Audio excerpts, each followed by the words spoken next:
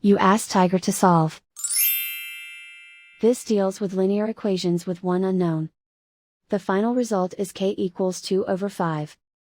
Let's solve it step by step. Rearrange the coefficients. Swap sides.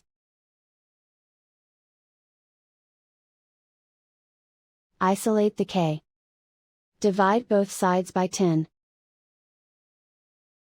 Simplify the fraction. Find the greatest common factor of the numerator and denominator. Factor out and cancel the greatest common factor. And so the final result is k equals 2 over 5.